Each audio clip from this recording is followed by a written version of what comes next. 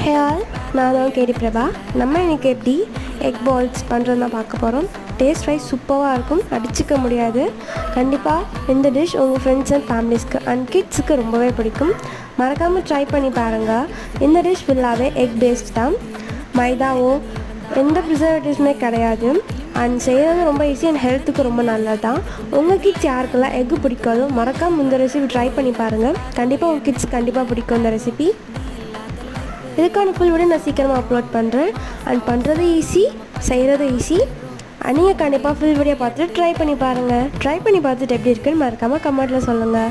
இதே மாதிரி simple and ஈஸியான ஸ்நாக்ஸ் வீடியோ பார்க்க மறக்காமல் கேடி பிரபா லைஃப் ஸ்டைல் சேனலை சப்ஸ்கிரைப் பண்ணிக்கோங்க. Thank you to all. பாய்.